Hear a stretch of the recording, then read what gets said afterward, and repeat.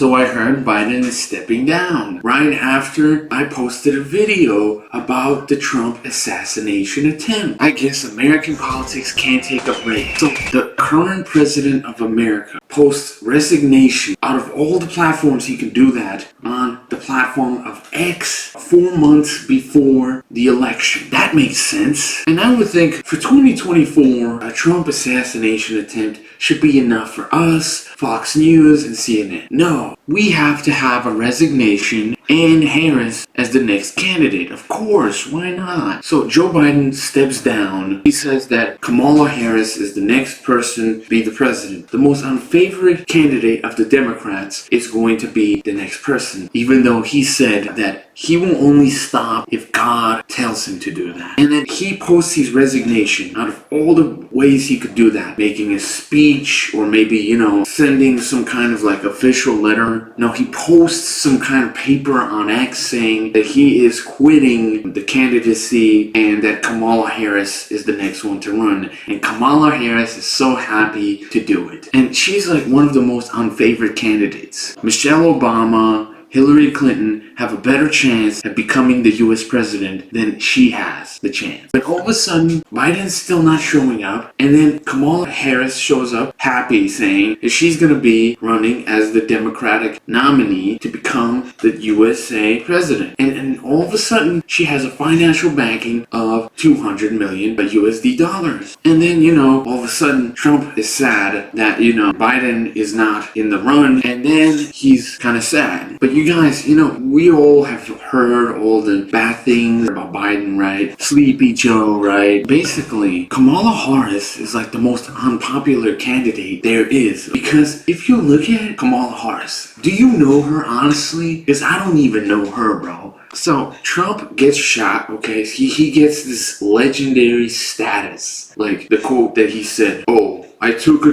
bullet for democracy." And then all he has to do is just show up and that's it. But he chooses the guy as a vice president nominee, the guy who said that he will never be a Trump supporter. That makes sense. And then Joe Biden shows up with speech officially, and then everybody's saying that he's become taller. Now, I don't know about the conspiracies. I can't deny or confirm that it's not him or it is him because, look, I'm not going to break down the footage and say, yeah, because, Biden is slower. This is not the Biden that we know, okay? But here right now, I'm going to give some credit to Mr. Joe Biden.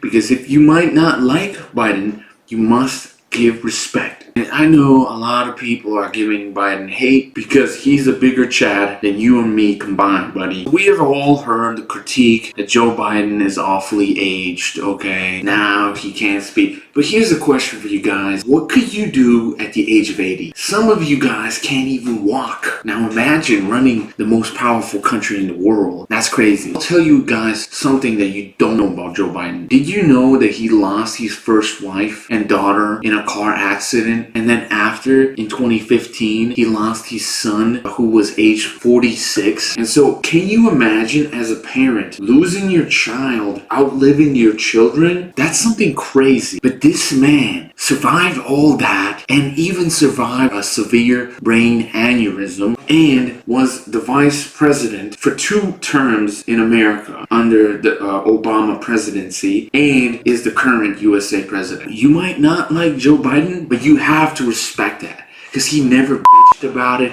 He never cried about it. He was just like a Chad, And like even when he's really old, like in the speech, 2020, when he was debating Trump in like the last election, Trump was trying to like say some like really nasty things about Joe Biden, and Joe Biden had the best comeback. He's like, keep yapping, buddy. And so we gotta give props to Joe Biden. Of course, he is too old. Yeah, that's obvious. He's the oldest living president that has ever existed. But I'm pretty sure this is like the president that is running 1 term, okay? Usually this doesn't happen. Usually the president that is the current president wins the 2nd term, like George Bush, Obama, they both won 2 terms, right? But then we have Trump who loses 1 term, and now he might win because when Ronald Reagan, who was also Republican, got shot and he survived, his electorate went up. What is hurting Trump's electorate is, like I said, choosing the guy that originally hated you.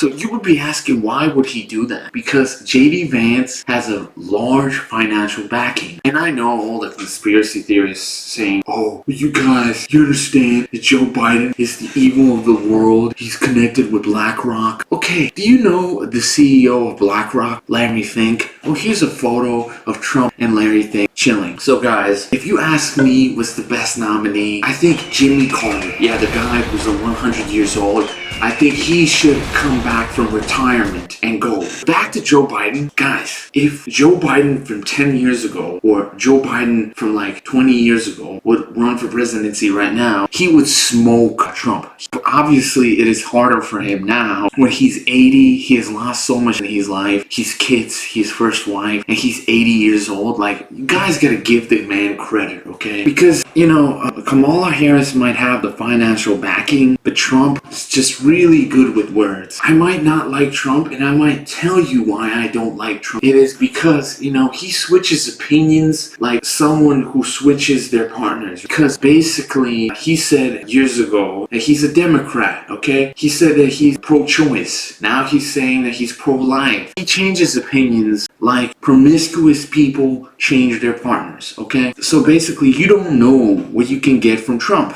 He's unpredictable. Now granted, now he has legendary status because he survived the assassination attempt. But when it comes to the Democrats, they chose the most unfavorite Democrat to run, Kamala Harris. Because once again, I will ask you, do you know anything about Kamala Harris? Because if this would be a rap battle, this would be like Kendrick Lamar versus Soulja Boy. Do you know who is Soulja Boy? And so now we are here in the election. So who do I think would win probably? I would bet probably Trump, even though it's not good for me as a Latvian that he would win. Still, he's probably gonna win. Because, you know, the thing is, I can't decide anything. I can't even vote here because I'm Latvian, so I come from the Latvian Republic. You know, it's a country in the European Union. Yeah, so most Americans are gonna say, oh, it's Russian.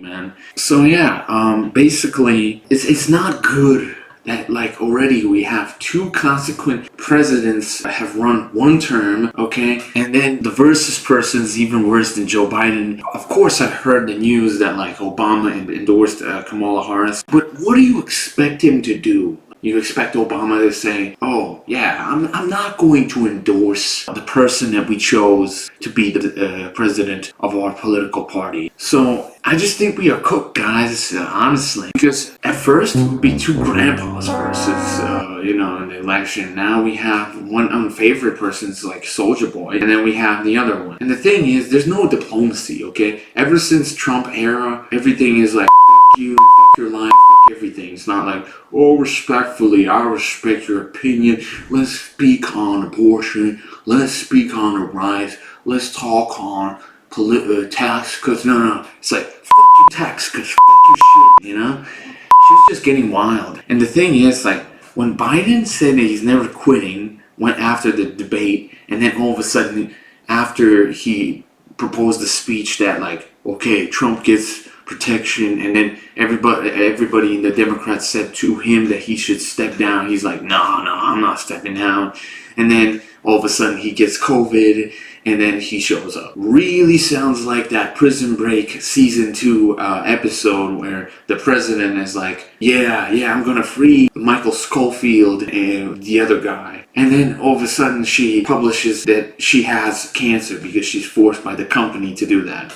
Really sounds like the Prison Break scenario. And I'm saying, like, American politics right now are at full swing. It's really just America right now, right? The one person that I know definitely is not gonna win is RFK Jr. I don't know how is he JFK's nephew, because he's not JFK style. He's not JFK. You guys remember what JFK used to say, the legendary speeches, man. Don't ask what the country can do for you. Ask yourself what you can do for your country. Yeah, the guy who served in the Second World War. Yes, the guy who allegedly had a thing and maybe smashed Marilyn Monroe. Yeah, we are talking about JFK. RFK Jr. doesn't even compare. And now RFK Jr. is saying that he wants to be Trump's bitch. Like, what? Like, come on, man. Like he's like, I want a seat in the White House. Come on. Trump, can I be your bitch?